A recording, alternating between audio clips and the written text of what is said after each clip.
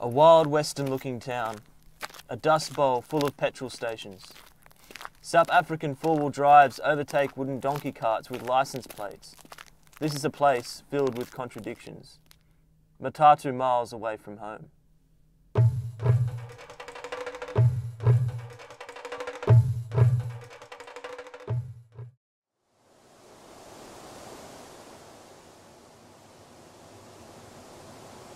It's picture perfect, not for its beauty, but for its combination of Western and African elements. Wooden huts and tin shacks on one side of the road, and across on the other is a BP petrol station. So during the long, grueling bus ride, second bus ride to Guernsey, we saw a donkey ahead of the bus, and it didn't want to move.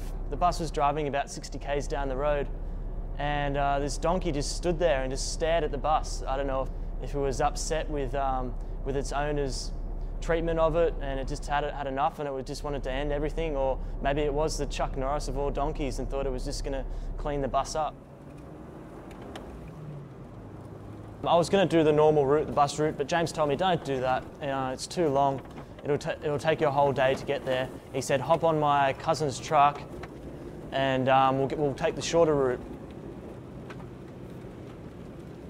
When we were in the truck, James explained to me a little bit more about the history of the North with the LRA conflict that he lived through when he was a kid. He would tell me about when he would have to travel from Kampala up to the north to see his family when he was a little bit older, and they would be in a military escort convoy.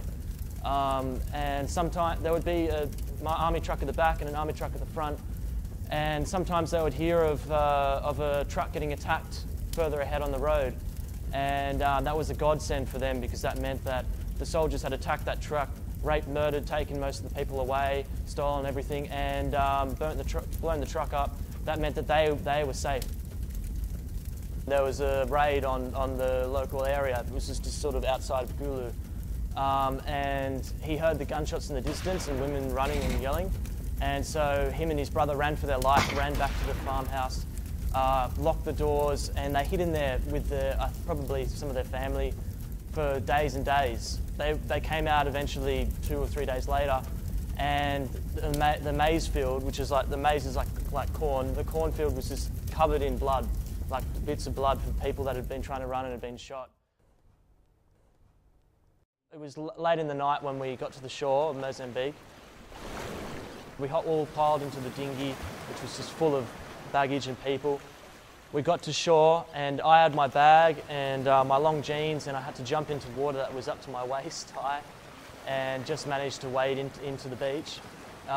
Made my way up to the border post, soaking wet, and soon discovered that I was in a bit of trouble. The guy that was in the border post, the main man, he was quite upset with me because I hadn't got my passport stamped in Cobway, with the guys yelling at me, "Where did you get this?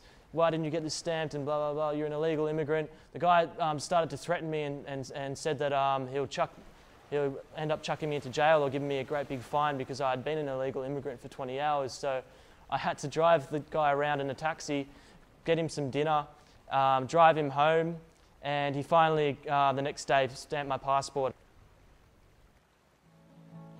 One day we were walking down the road near the village, and this group of children started to follow us.